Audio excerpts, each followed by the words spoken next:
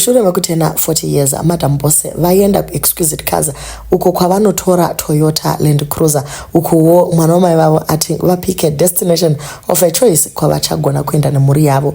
Vamwe vari kuti exquisite cars ndo kakuya kunoenda kunoonekwa Victor mukomana Wicknel haana kunyora kuti Madamboss ngavaende asi vanoziva nyaya dzacho vadzifambira vari kuti hakuna kumwe kungava gift iyi. Welcome back to the channel. Please don't forget to like and subscribe.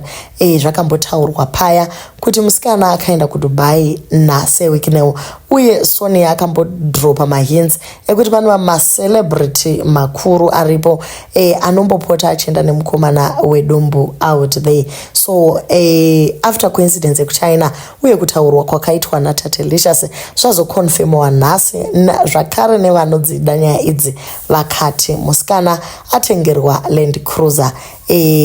It is a possibility yekuti vazvitengerawo sezvo muchiziva kuti vanoshanda asi chanyanyoshamisa vanhu ndechekuti vaenda nasomeone else asiri murume wavo kunotora gift iyi and then yanga iri surprise yaitwa namufela dei mota yadriviwa ikaendewa ikokuya, or maybe if it was a gift yekuti family yese iri kuapprova kuvadi kuenda vese sefamily tora mashampeni vachidira vachidaro. So ndobvungwa iri kungobva manetizens vari kuti ivo havasi kunzwisisa mafambiro ari kuita Madamboss.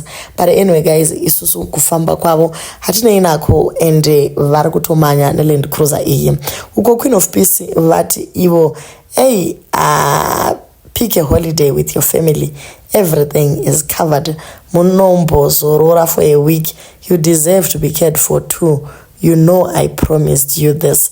Vachiti ivo Madamboss is very selfless. Kumba kwavo ikoko ndo vanoedza zvachose kuona kuti munhu wese afara uye vachijega vanhu nemari zvichienda zvakadaro. So Queen of Peace vari kuti aiwa, this time I don't deserve a holiday, amboendawo nevana namufela. So guys, ndo zviri kubuda mumastreets ezvi. Pane vari kuti tinoziva kwabva mota yako uye kuti tikucelebrate tinotonzwa kuneta. Hoyo mukomana Pinjese akafa asina kana pain easy. Imimi muchitora mari dzenyika zvichidai. So izvi vari kutaura zvakare vakati yes, tinoziva tunoshanda nezvese but masurgery aya ekubvisa maribs nekuita kuti munhu ati uonde zvimwe zvinodaro izvi aiwa zvinoti dhurei zvokuti mufela mari iyi vanga vasinayo. So zvakare kuri kutaurwa kuti mukomana wedumbu uyu Wicknel ndiye zvakare akasponsor zvinhu izvi. So guys, ndo zviri mumastreets izvi sekunzwa kwenyu